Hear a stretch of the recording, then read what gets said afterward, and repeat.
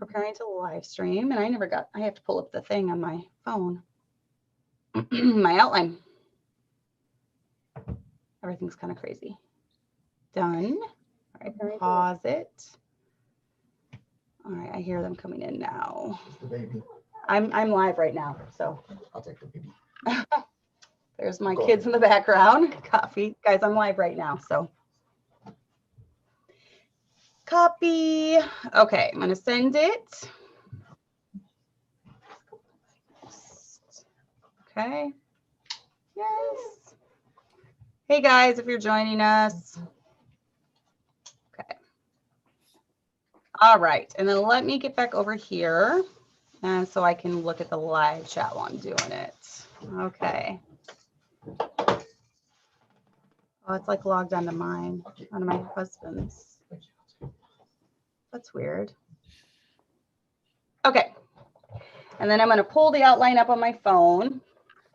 Now, guys, sometimes if you're on chat, it might take a little while to, if you do chat, it might take a little while to pop up. So just give it a minute or two. All right, it came up. Oh, thanks for bearing with me.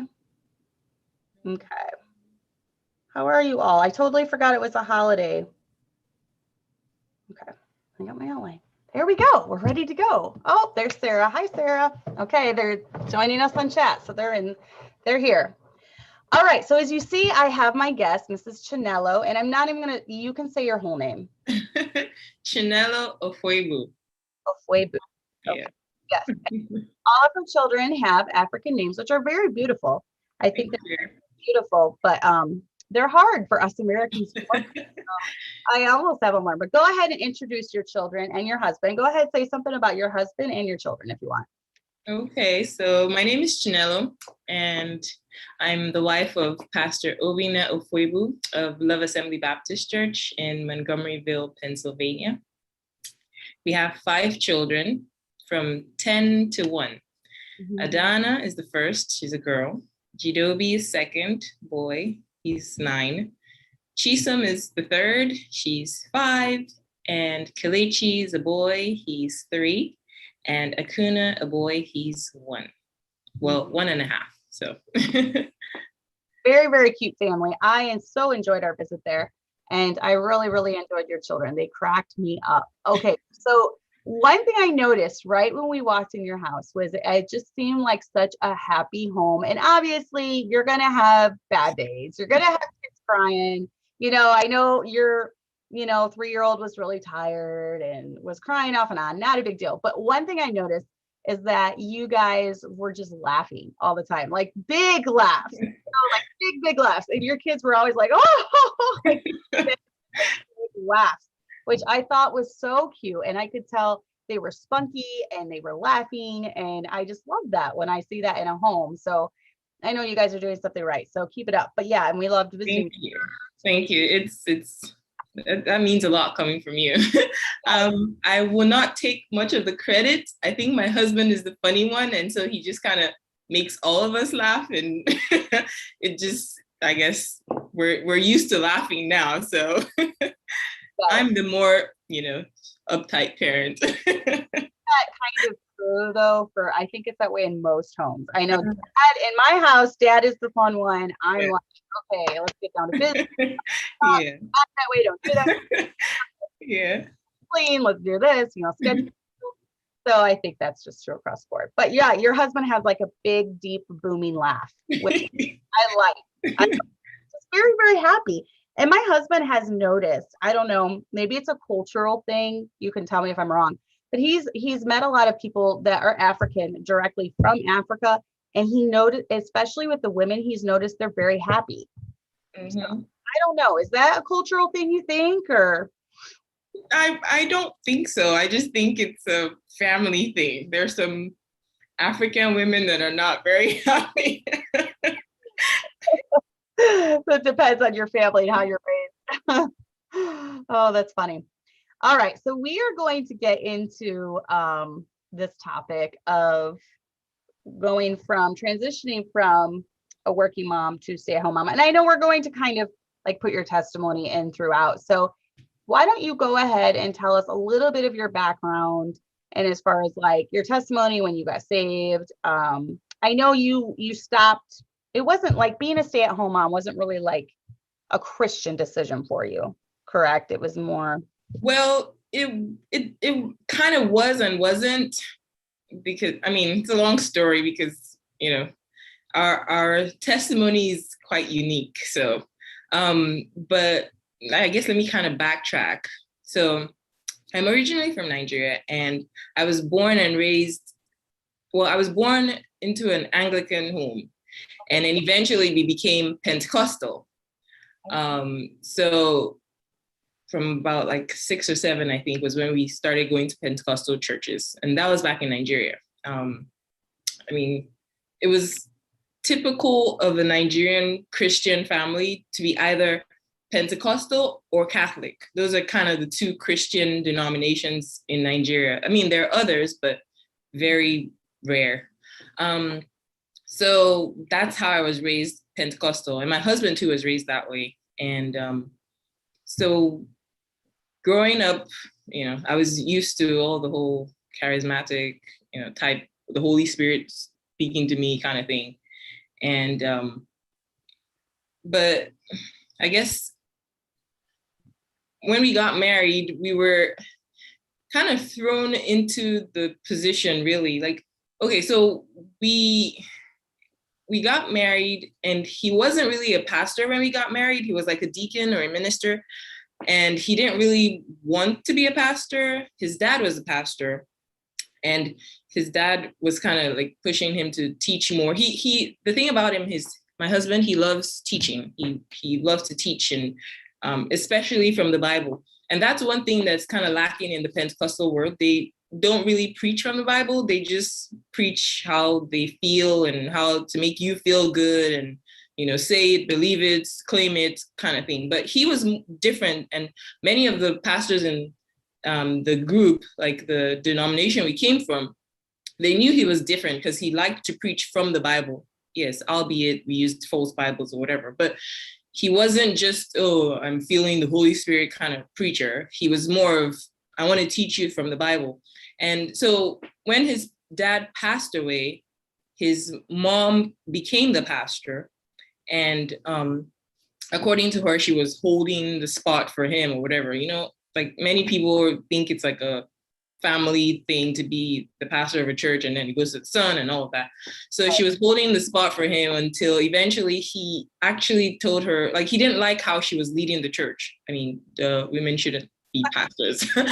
So he eventually decided, yes, I'll go ahead and pastor the church because I'm not even liking what you're doing. And so he went ahead and took over the pastorship of the church, and he basically was just teaching from the Bible. And interestingly enough, I guess this is where our testimony comes in. He was talking to his mom, and she mentioned to him that her husband, before he passed away, told her, that he has heard about, once saved, always saved. She didn't really say if her husband believed it, but he kind of mentioned it. And so she was bringing it up to him. That's to my husband. And my husband was like, you're crazy. Like, stop watching TBN, CBN, all those Christian channels that, tell you all this kind of stuff. Right. And so he was on a mission to debunk once saved, always saved. And he started researching and looking into it. In all his researching, he eventually ended up finding Pastor Anderson's video, Pastor Stephen Anderson. Right. And for months, he was watching, I was watching, like, we had many questions, the whole, the typical, work out your salvation with fear and trembling, all the, faith without works is dead. We had all the typical questions that, we grew up believing. And all of those were like answered with every video that we watched. They were kind of like, okay, yeah, we get that. And then the next question is answered. And until we were still kind of on the fence until we watched New World Order translation. New World Order version. Yes. Yeah. And that was like what sealed it, because we realized we were using a false Bible, because other Bible versions say, we're being saved.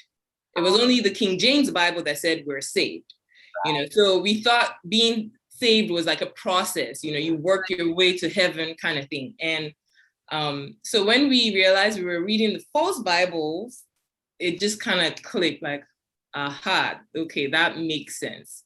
Right. And so that's how, we got saved. We believed, we accepted the gift, and, we knew that it was nothing that we could do. It's by faith, without works, not of works, it was like, okay, we get it. We finally understand.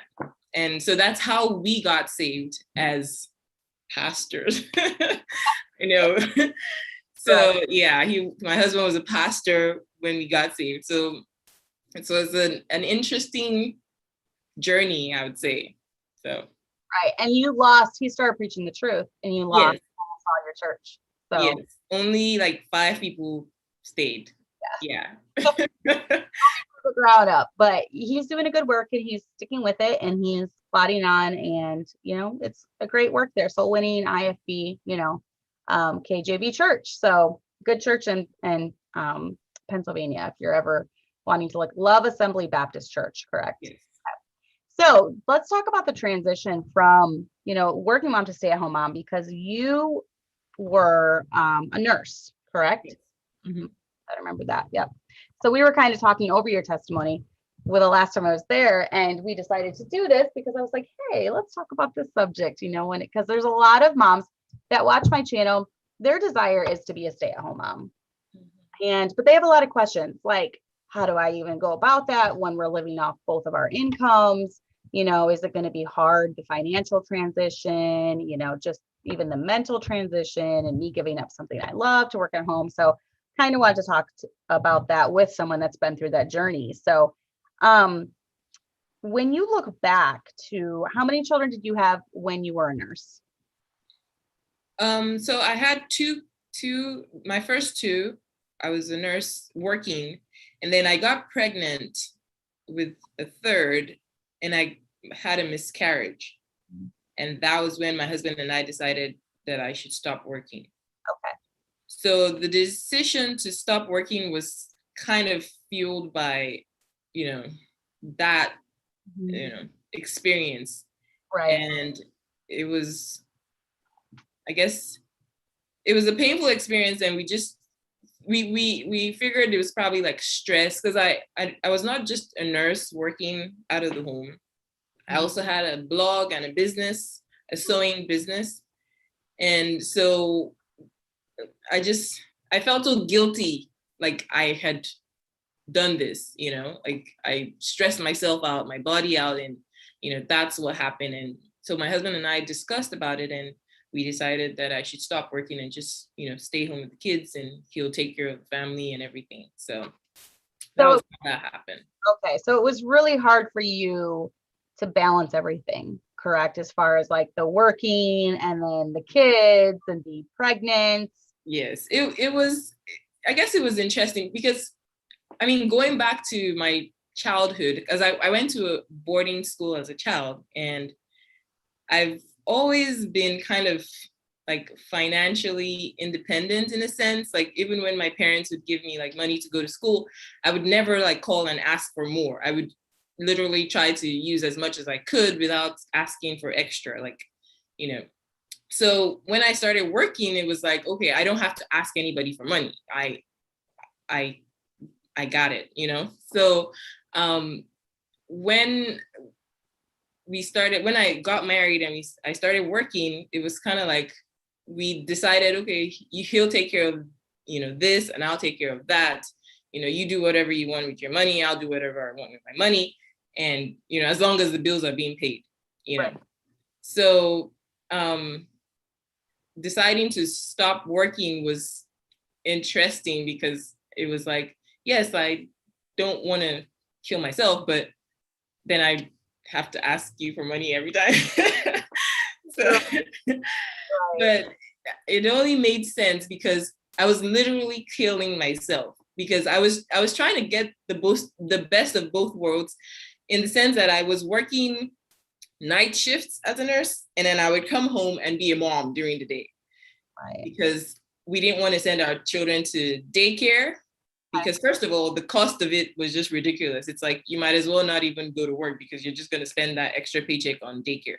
Exactly. And then we knew about crazy stories about people's children in daycare, and we were just like, no, we don't want to do that. My daughter went to daycare for like maybe a year or so, but that was only until when she was old enough to talk. We were like, we will wait until she's old enough to say something, and then we'll send her to daycare.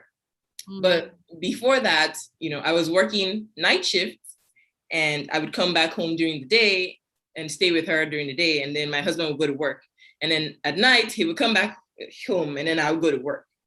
So I was literally killing myself doing both. I was never getting any sleep, like literally. I And then I had a second baby, and it continued like that. And then I, started a business, and then I got pregnant, and I had the miscarriage. That was when we were like, okay, yeah, I think it's time for you to just stay home. Right. So I was trying to eat my cake and have it, but I was killing myself in the process. So. Yeah. So obviously one of the pros of working outside the home would just be the extra income. Mm-hmm. That was obviously, was there anything else as far as just, I don't know, maybe doing something you loved? Did you like nursing? I did. And I was a pediatric nurse. And to this day, I say that God allowed me to experience that in preparation for being a mom. Yeah. Since when I was a kid, I've always loved children. I don't know how many children I've babysat and taken care of. I've changed diapers more than I could count even before I had my own kids. And pediatric nursing was, fun for me. Mm-hmm. I tried other kinds of nursing and I didn't like it. I only like to work with children. But yeah, it was a fun job, but it only started becoming detrimental when I got a family. So it was fine until I got married and started having children. Right. Then I knew I had to pick one. Right. Yeah. So what were obviously we kind of touched on some of these, but what were the cons of working outside the home? I would say. Yeah, okay. I think the only pro for me was just the extra income, but everything else, there was nothing else besides that. After being a mom, it was too stressful. I was tired when I came back from work, but I still had to take care of the kids. I still had to cook and clean and the whole 9 yards.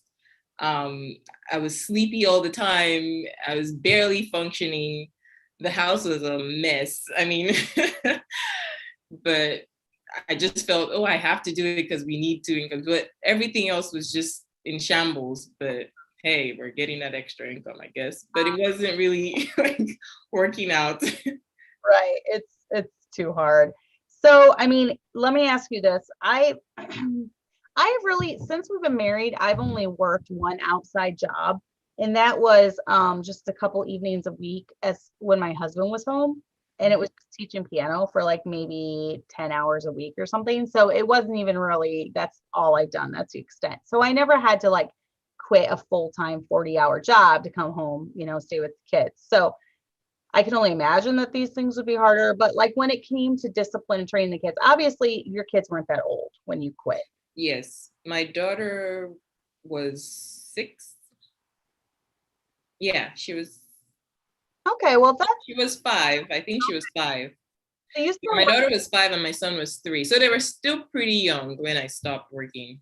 But did you find that even just when it came to training and discipline, it was harder, because? Not so much because, like I said, I was only gone at night. I was there during, I was gone while they were sleeping and I was back during the day. But with regards to other things, like I said, I would come back and I'd be tired. So it was just easier to put on a cartoon for them to watch while I take a nap on the couch, So, yeah, if you have to do that occasionally to keep your sanity, moms, it's okay. I'm not gonna kill them to do that. Yeah, but I was definitely tired all the time. But Yeah.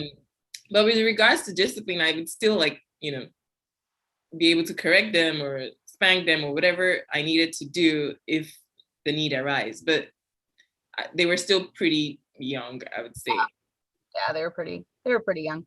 So, and then obviously we already touched on this. You were very tired, all this. And then you already touched on the house too. It was harder to keep up with the housework. Yeah, laundry was everywhere. And yeah, like I look at videos from back then, like just random videos, and I'm looking in the background, and all I see is the dirty house. And I'm like, how did we survive? Yeah. That's funny. Well, you did. You made it. It's okay. So do you think that, this can be abroad. I've seen women do it. I've seen women pull it off. And I think I'm specifically talking even more towards the ones that have the job where they're gone during the day. Maybe their kids are in school or their kids are in daycare, because the way that you had it worked out where you were, obviously you're not going to miss a lot of the child training, times when they're sleeping. Right. You're not going to, be cleaning the house at night, when they're, during the times that you'd be working. But do you think overall that you can be a successful homemaker while working an outside job? I don't want to say you can't, but it would really take a toll on you. Yeah. It would really take a toll on your marriage. It would really take a toll on your children. And my husband definitely didn't like me working at night because he literally didn't get to see much of me. He was gone during the day and I was gone at night. So it's like, yeah, you can do it, but you won't have fun doing it. Right. That would be really tough. I can imagine. So you decided to stay home. Yeah. So when it came to the transition of that, how did you cut down expenses? Was it pretty much just your spending had to stop, with the stuff that you used to spend your money on? Were there ways that you cut down on expenses? What did you do? It was a little bit of everything, really. I had to cut down on my spending, and I also had to manage whatever was coming in from him, because before he would just handle, whatever major bills we had, the house, light, gas, whatever. And I would take care of the groceries or, the kids' codes and all that kind of stuff. And of course, myself. But when I stopped working, I had to, figure out, like, I literally started like budgeting. Like, I know it sounds bad, but I never really did, because I just had the money to do whatever I wanted to do. But knowing that this was it, I had to be more mindful of my spending. I had to, meal plan and all of that. Like, before, I would just, like, if I was tired, I would just order pizza. Like, yeah. But I had to, start, being a mom, I guess. Start being a mom. Start being a cook. Yes, I had to, cook and clean. Like, I literally had to change my whole mindset and my whole lifestyle. And it was a little tough, but slow and steady. I kind of started figuring it out. I don't have it all figured out, but I'm working on it. Wow. No, I think that's one area that I had. Guys, sorry, I keep messing with my shoulder because it's driving me nuts. Because I could see all the food that Hannah's like rubbed on me. This is my mom's shoulder. Okay, guys, so just ignore that. I wish I could like blur it out. But Hannah, like, with all her food today, she's just been like rubbing her head on my shoulder. So yes, I have my mom's sweater on. So we all have that. So that's okay. I keep trying to slouch, but then I look like I'm slouching. I keep like putting my hand over now I just threw everyone's attention to it. But, it's driving me nuts. I didn't actually notice it until you said it. Now you can see it. Now I can see it. I'm trying to hide like under my name. Like, there's my name, Cassandra, and I'm like trying to hide it. Trying to hide the food under it. Oh, so anyway, sorry. I think that's one area I have the advantage, because from the time that we got married, we got pregnant pretty much a month after we got married. we had a baby 9 months later. He was a month early. So we had him 9 months later to the day. So I never had a job. Like the only time, like I said, that I've had an outside job was when I worked at the Arts Academy. And that was when my kids were way older. So we didn't have to do daycare or any of that stuff. And I learned from day one how to live off of very, very low income. So I look back now, I don't know how we did it, because when we got onto a budget, we had gotten ourselves into some debt. And I mean, it wasn't astronomical, but it was like, a few thousand on a credit card and we wanted to pay off our car. We wanted to pay off our credit card. So we got on a super strict budget, and we sat down, and my husband literally gave me $35 a week for groceries. And I'm like, we spend more than that now on one takeout meal from McDonald's for our family.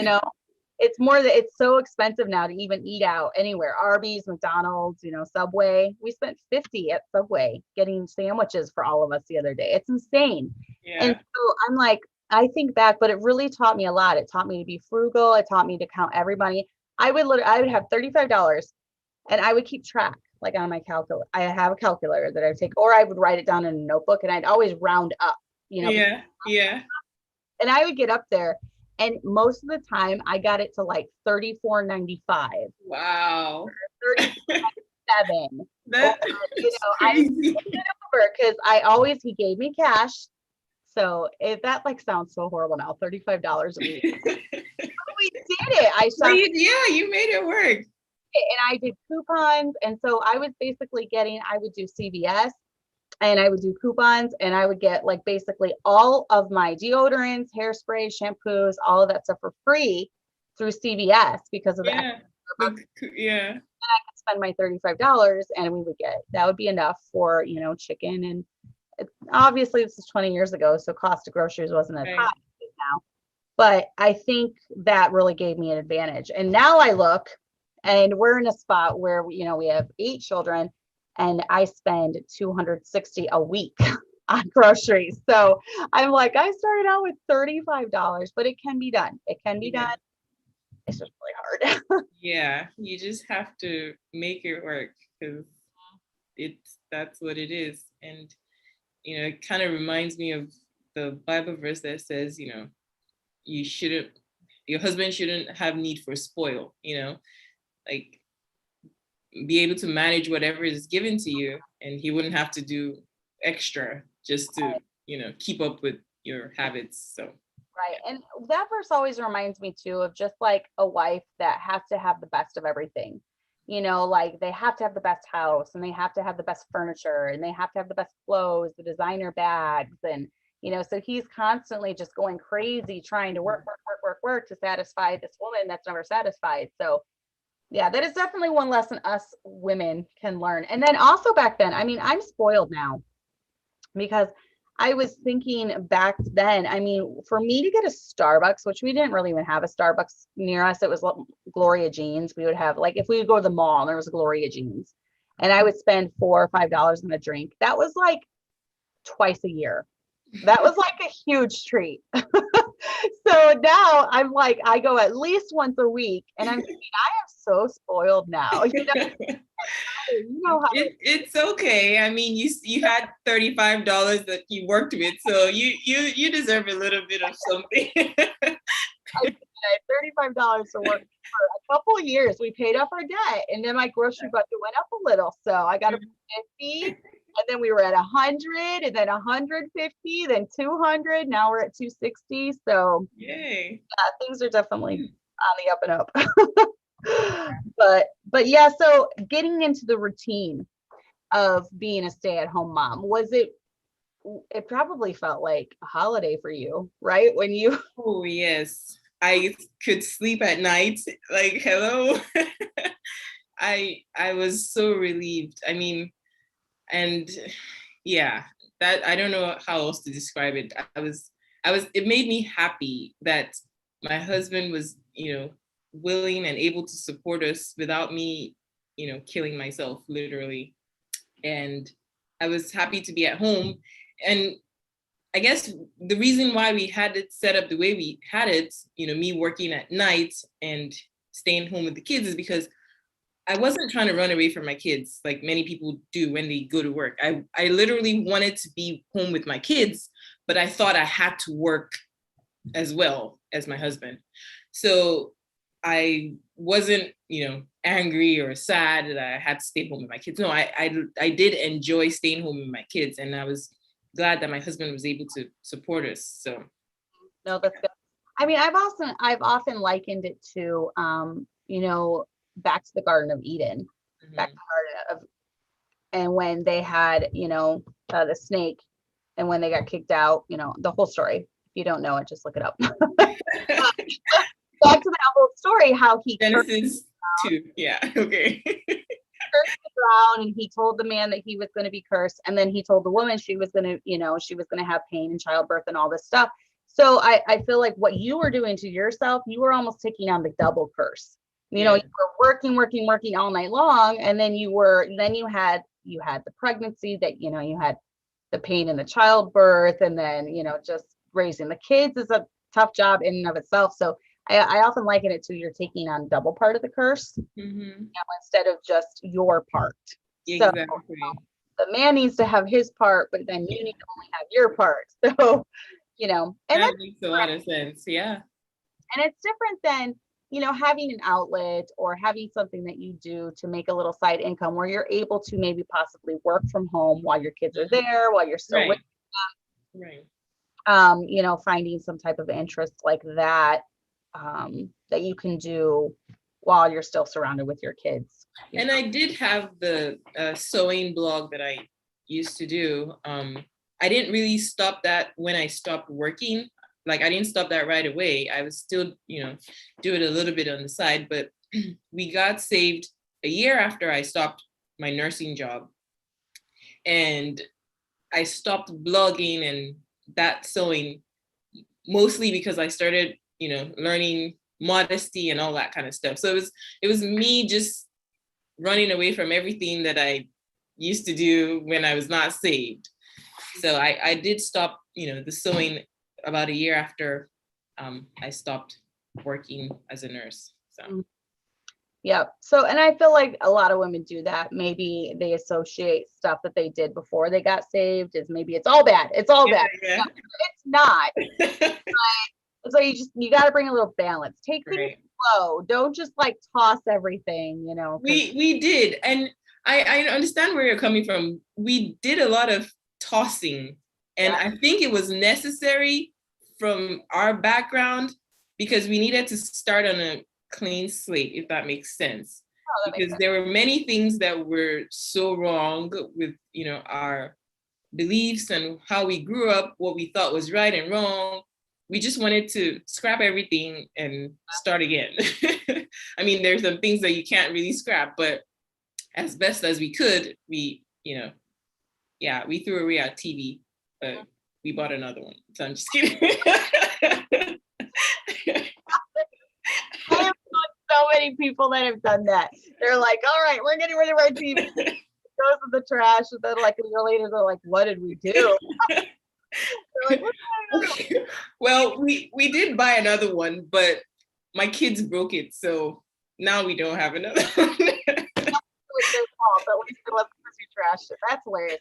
No, we've never gotten rid of our TV. Now we have gone on sabbaticals. Yeah. There was one we've had a couple of times where like we'll take a month off, like no electronic month, so the whole month, no TV, no electronics, something like that. And we've never had, since we've been married, we've never had like cable or regular TV. It's always only been like videotapes. It was videotapes when we first got married, DVD, and then now it's digital, so it's like Amazon Prime. Right. Whatever. So when we got saved, we got rid of the TV, the cable, everything, and we haven't looked back since. I mean, when we got another TV, we just used like YouTube or what was it?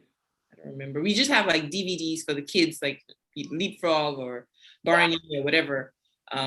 So that's what we do now. We don't actually have like cable or anything. So yeah, we've never had that either, but I don't even know how we got down that rabbit trail, but it was interesting. So Yeah, it was nice for you to get into the routine. Now, living up to your potential as a stay-at-home mom, because I want to say too, just because you're a stay-at-home mom does not mean that you are not lazy. Because you can be a lazy stay-at-home mom. Yep. You know, and you can just plop your kids in front of the TV all day, eat potato chips and be on all day.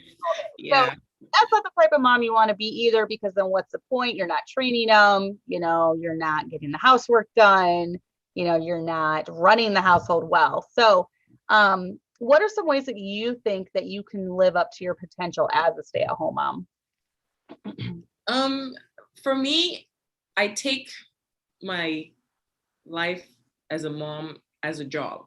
Mm-hmm. Like how I would, be expected to perform at a job. I try to do that as a mom. Mm-hmm.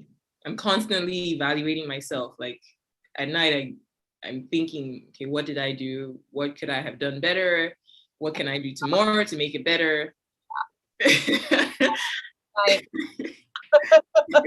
I guess it's not just me then. I think it's mom on the planet. That's a good mom. We lay there thinking, oh man, I messed up here. I messed up. Yeah. I probably shouldn't have screamed, I could have said it a little differently. Exactly. Yeah. So I take my job seriously. And fortunately, I have a very good boss. I always tell my husband, like, he's the best boss I've ever had. So, but yeah, just doing the best that I can do, not just, lazing about, or, I mean, of course, there are days when, things go crazy and you just need a break. But for the most part, just doing the best that I can do as a mom. I mean, I know God gave me kids for a reason, and I know He knows that I can do it. So I just have to keep getting better at it. Mm-hmm. And unfortunately, my two oldest, have to deal with many of the mistakes I've made over the course of time. But they'll be fine. Kids are a lot more resilient than you think, and kids are a lot more forgiving, than most adults are. So, even though you mess up, and it's your kids are forgiving. And I think I feel like with kids, if they know you love them and you have a happy home, that's going to cover a lot of transgressions, a lot of mistakes. So, and from what I've seen you do, so I think you're doing a good job. But do you think that the dynamics of the family life changed, when you switched? It did, because personally, I was less stressed, and so I was happier, and I was, not as, crazy mom, like screaming at your kids kind of mom. So I think it helped. And I mean, I don't know, maybe they were too young to notice anyways, but I noticed, and it made me feel a lot better about, my parenting. And yeah, life is just better because I was less stressed. Exactly. Yeah. Sarah asked, any tips for feeling accomplished when you can't get everything done? Trying to survive the exhaustion of the first trimester is making it hard to not feel like I'm failing. Yeah, when I'm in my first trimester, I feel like crap. Yeah. I feel like that. I just try to, make sure everyone is fed, like everyone has something to eat, and we make it through the day. Tomorrow's another day. You shouldn't have to like kill yourself, because it's just a phase. Knowing that you're going to get through that phase of feeling horrible, and you'll get back to being normal. And so don't feel too bad that you can't do it all in that day. Tomorrow's another day. You'll get to it. Yes. And if not tomorrow, next week, it's fine. Whatever. That's exactly my advice. And obviously, I'm assuming that is your friend from church. Yes, that is. You are doing a good job, Chinelo. Oh, thank you. I told you it was not as hard as you thought it was. Everyone's always like, I'm so nervous, but then when I got on, it was fine. So I'm like, yes. And then You Angela, make it easy. oh, thanks. I will definitely do a video on buying groceries, making meals on very low budgets. Yes, I can tell you all my tips and my tricks that now, since I have a larger budget, I don't necessarily have to do anymore, but I did. I went through it for a couple of years. So, but yeah, that's exactly the advice I would give Sarah. And two, I feel like you can't think of it as like thinking I'm never going to get through this. Right. Like, am I always going to feel this way? Am I always going to feel this way? And because it gets overwhelming. For me, I take it day by day, even in the season I'm in now.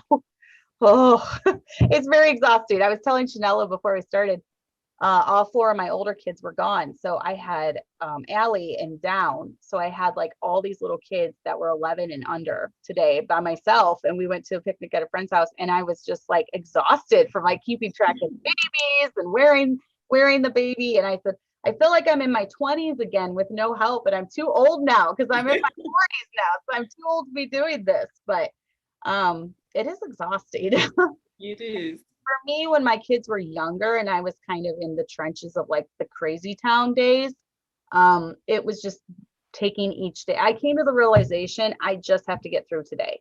I just have to be a good mom today. I just have to do what needs to be done today.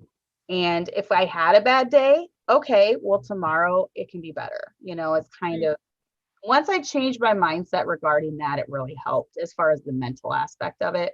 Yeah. But and you're kind of in the trenches right now.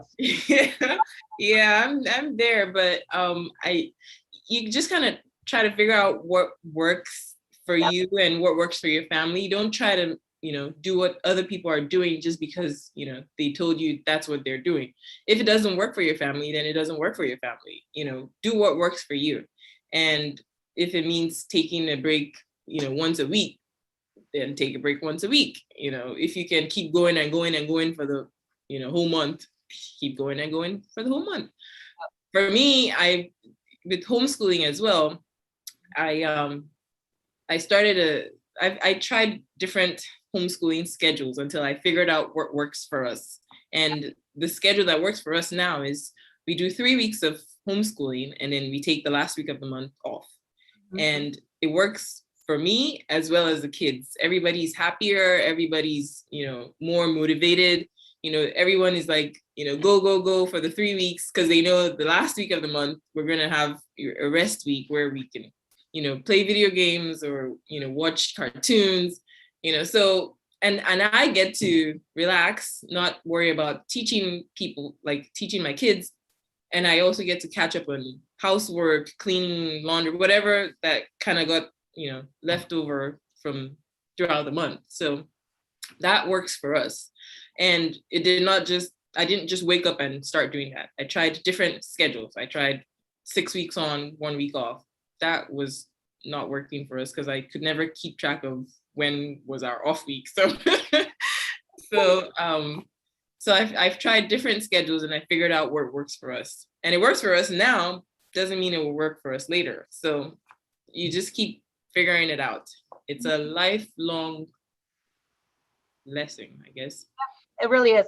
And I know for us, one of the things we've done, we always had a light load on Mondays, because being a ministry family, you know how it is. And I don't know how it is at your church, but we stay at church all day long. So we're here from like 9:30 until 7:30 at night, 8:30 at night. So we're here the entire day. So Mondays need to be like a light load. Even when it comes to school, we for a long time we did no school on Mondays. We were only doing school 4 days a week. Mm-hmm. But then and I felt like they weren't getting quite enough done doing that. So then we went to where we just did a half day, and that seems to get them, as far as they need to be with their school year. So we have a very, very light load on Mondays. But yeah, like what you said, everything works differently for every home. So you just keep on, if it doesn't work, tweak it and see what else you could do.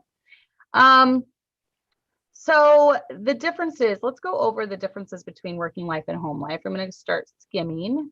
It always goes longer. I'm going to stop talking as much, let you do all the talking. Do you feel like it's hard going from where you are alone working a job, to then you're transitioning was it hard for you mentally not ever having the me time or alone time, constantly being needed? Was that an easy transition for you?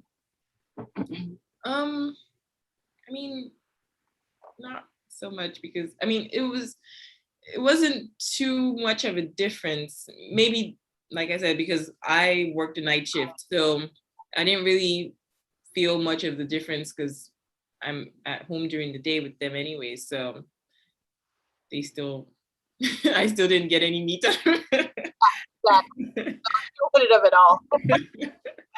You wouldn't have had any me time at all. That might be different for moms that work during the day. Right.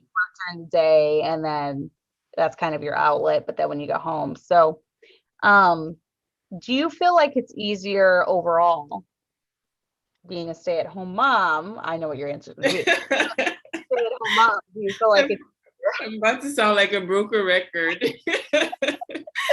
You had a pretty full plate. Yes, it's definitely easier to stay home because I'm not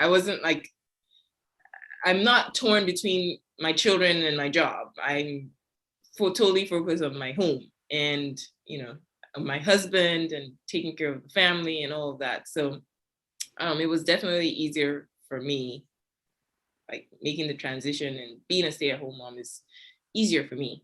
Not to say that it's easy, but it's easier than being a working mom. Oh yeah, I would feel like it is, just as far as, like you said, even having your loyalties, you felt torn because you wanted to work, but then you had your kids and all that. So obviously, we went over, so there is a mental part of working outside the home, which I think we kind of went over. It was just hard being in two places and all that. But then, is there any mental part for you that you have to overcome being a stay-at-home mom, not working outside? Is there anything mentally that you kind of have to work through?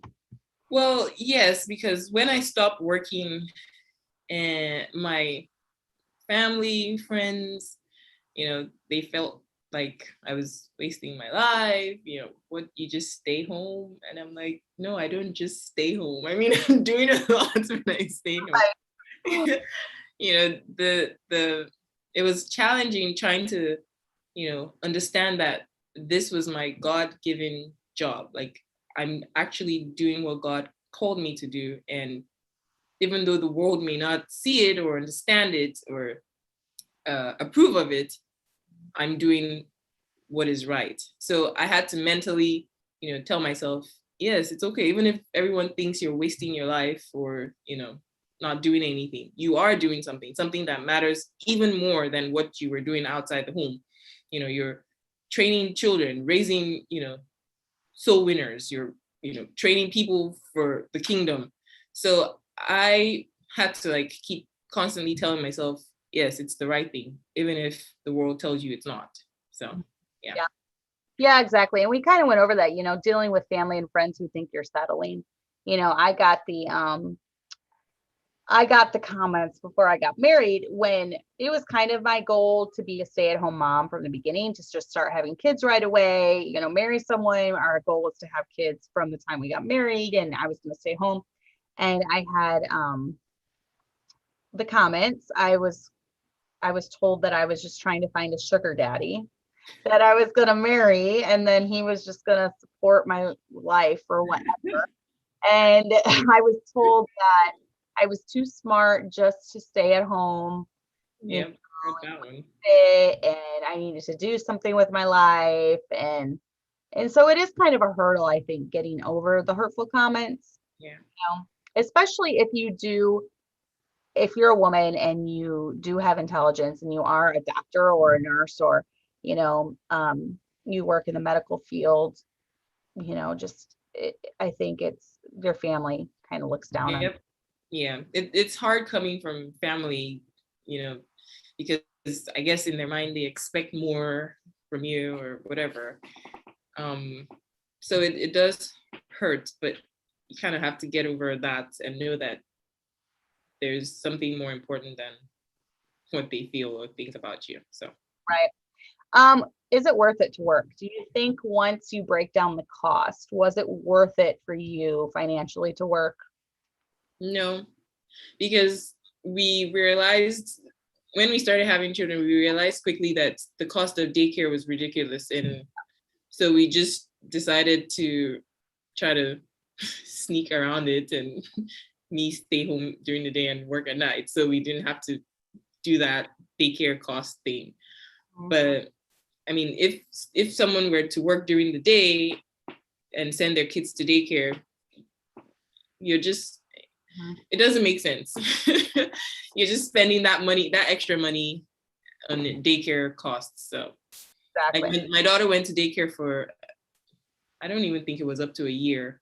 She was like 2.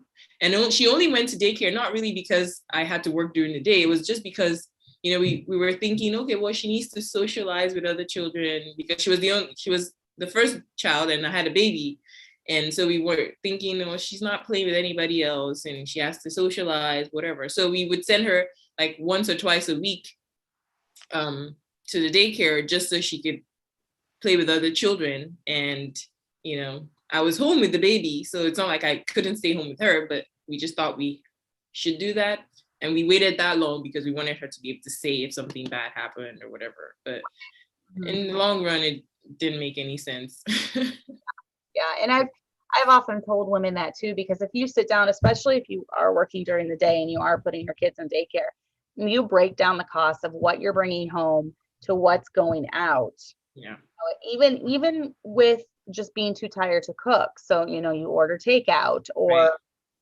Just little things like that. They all add up, or the food that you eat when you're working, or whatever. So I found that unless you're doing what you did, working at night when you're not going to have daycare, or working when your husband's home, then it's not cost effective.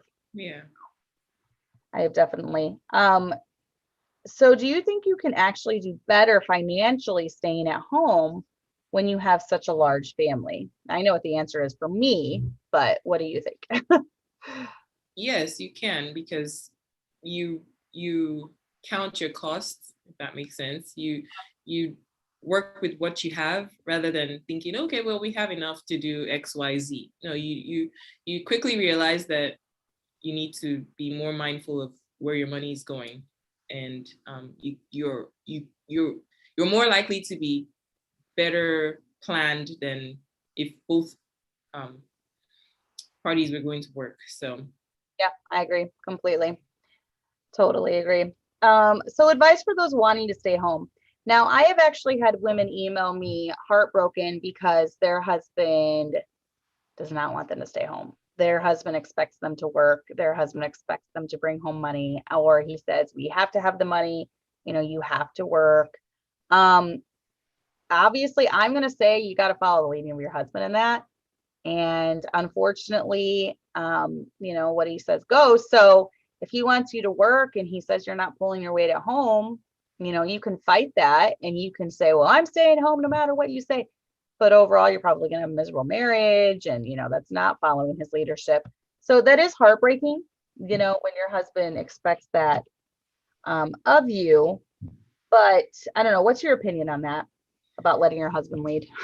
I mean, if you want to live in a happy home, you just have to go with the leadership. And as much as you might not like, that idea, you just go with the flow. And, you can kind of work it out in such a way that you try to have the best of both worlds, like I did. I don't know. But maybe when you do it enough and your husband sees that you really don't like it, because you have his heart, he might be obligated to change, as opposed to just fighting it. So Right. And that's kind of what I think too. Prayer can change the heart of your husband. And if he sees all that you're having to go through, working and then keeping, taking care of the house and all that, maybe his heart will be softened. And if he truly loves you, he's going to want you to be happy and, do what you desire to do. So yeah, my husband definitely saw that I was burnt out, and I think he also felt a lot of the guilt, when we had the miscarriage, and that was what kind of made him say, okay, you just stay home.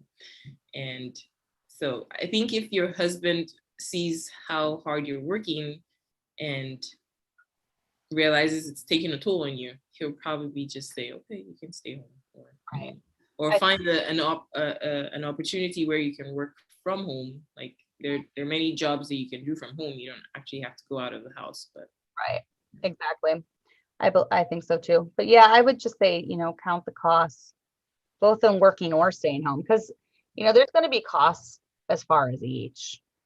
Obviously for you, working outside the home was costing you your, like everything, you were killing yourself. yeah, But then, when you stay at home, you've got the cost of just, you're pouring your life and heart into yeah, these little human beings. It's not easy. not easy, but it's totally worth it. I mean, yeah. even just seeing my oldest, who's 10, just it's like I can't believe she's 10 already. It feels like it was just yesterday, but and when I get like compliments from people about how she carries herself, how she talks, how she does, and I'm just like, I guess I'm doing something right. Yeah, it's such a reward to see your kids grow up and do good things. It's a Yeah, huge reward to the mom, and the majority of that is on the mom because the mom's with them all the time. So right. they're gonna pick up on your good traits and your bad traits, which I have found. Too. Definitely. That too. She, speaking of bad traits, she likes to mommy her siblings too. And Yeah, you're not mommy. that's partly being the oldest. That's what all the oldest do. And it ain't the oldest girl too. That's, especially if you're the oldest is a girl. Yeah, that's gonna be really hard. Abby's not the oldest, but she's the oldest girl, and she definitely acts like their mom a lot of times. And they'll tell her, Abby, you are not my mom. So yeah, that definitely happens. Um, so can we just kind of going over, remember that our highest calling as a wife and mom is raising good kids that bring glory to the name of God. And it's not settling. Can you just give some encouragement to the ones that are thinking about being a stay-at-home mom, when it comes to that? Just do what's best for your family. I mean, that's what it boils down to. Nobody else is going to, deal with the consequences or the blessings of, whatever comes out of your home. So if you know that something is right to do, then do that. The Bible says, he that knoweth to do good and do it not, to him it is sin. So if you know it's right to stay home and take care of your family and be with your children, take care of your husband and all of that, then do your best to do that. It's really not worth the stress or the time or the money of going out of the home to work. And it might take a little bit of time to get used to being at home and staying around your children if that's not what you're used to, but it'll be a very rewarding experience. Yes, there'll be days that'll be hard, you would cry, you would yeah, you'll scream, yeah, the whole 9 yards, but you'll find those days where you laugh and you play and you just stand and watch them playing, and it's like, wow. Yeah, you'll get to experience your children growing up, and you won't miss out on all of that. You don't want to look back and say, oh, I wish I was there when XYZ happened, or I wish I had been there, otherwise this wouldn't have happened. So Yep. it's just doing what's best for you and your family, according to the Bible. So I agree, because the Bible tells, I would the younger marry, that the younger marry, bear children, guide the home. And it's really hard to guide the home if you are working outside the home all day long, and then come home to it. So I firmly believe that being a stay-at-home wife and mom is the best thing. but it's also about balance. You don't want to get so burned out as a stay-at-home mom that, you don't have any outlet for yourself, or, any side thing. You need to still try to keep interest in your life. But then also on the flip side of that, remember that um, everything is a season, like you were talking about earlier. You go through phases. And there were seasons in my life where I didn't have time, or I just didn't have a means of having an outlet, or that's going to come. I wrote a blog post about a year ago, kind of talking as an older mom to younger moms, just about how things are going to get easier. Things are going to get better as your kids get older and start doing more and more and more. And you're going to have time to branch out and have activities and do more. And I can do so much more now at 40, having the older kids to help, than I ever could in my 20s. So, we all have, they are little diamonds in the rough. Our kids are little diamonds in the rough, and they, as they get older, it's going to get easier. So just hang in there. If you've got lots and lots of little kids, what are some good things, as far as closing comments? What are some good things to tell family? What did you have to tell some family and friends, when you first became a stay-at-home mom? I just told him that was our decision. My husband and I talked about it, and this is what's best for us. And you may not understand it, you may not like it, but it's what we're doing. And it kind of went hand in hand with homeschooling as well, because about a year? No, maybe 2 years after I stopped working. Well, a year after I stopped working, we got saved. And then the year after that, we started homeschooling. So it was kind of like one thing after the other. So they were already dealing with the fact that I wasn't working. And then I went ahead and told them, I'm homeschooling the children. And it was like, really? Like, what are you doing? Like, you just have to, remind them that it's your decision. You've chosen to do what's best for you and your family, whether they understand it, whether they don't, they should respect your decision and, kind of deal with it, I guess. I mean, I got several comments about that, but I think now they understand that nothing they say is going to change my mind anyway. So they're just like, okay, fine, whatever. Not that they approve really, because I can tell, but they finally understand that it's what I've chosen to do and it's none of their business. So right, exactly. And I feel like, I don't know, I just never really I did before I got married. Like, I got the comments because people kind of knew my plans were just to get married and have kids. But once I got married and just started having the kids, I'm just that crazy. But now. Yeah, I think I'm the crazy one now too. I didn't used to be the crazy one, but yeah, now they're just like, yeah, that's what Chinelo wants to do, so whatever. So whatever, over there in our little on the home. Excuse me. But with that being said, though, like for me, I didn't really have many people around me to kind of look to or support. So I looked to YouTube a lot. People like you, Mrs. Anderson, all the new IFB pastor's wife, even Miss Karen from our house. I would literally just be watching you guys all the time from, yeah, I mean, I don't, I know I feel bad saying this, but I never really commented or posted anything, but I was watching and I was learning. And you guys were like my friends in my head.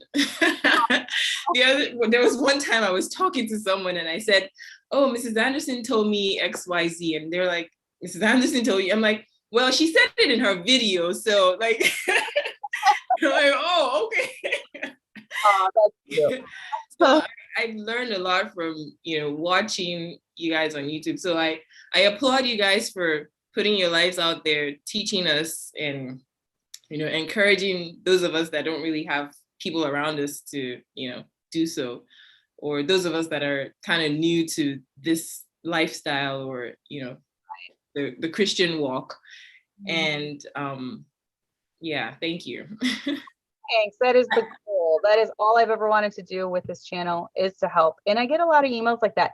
And I get a lot of emails from people, they don't talk a lot on the chat, or, but they're like, but I've been watching for like 2 Yeah. I only started like chatting and emailing you because your husband was going to come preach, and I felt like it would be rude if I never said anything to you. It'd be like, okay. No, I think when he comes back this summer, he's going to have Chloe with him. So that'll be fun for you to meet her. She's like, she's a talker, like, so we'll be talking stuff, but that'll be fun. And that's why we do it. And I definitely think your story can be a help to other women. You did so well. Look at all the good advice you gave. Thank you for coming on. So nice to be here. Thank you for inviting me in. Yeah. It's an honor. Oh yeah. Well, and I'd also like to add that, I didn't have many believers around me, but I do want to mention that, Zionist, Ozzy, she's been there with us through it all. She and her husband, they were one of the only people that stayed with us throughout the whole process, and they're still here. They're still supportive. We're all growing together and learning together. So shout out to Ozzy.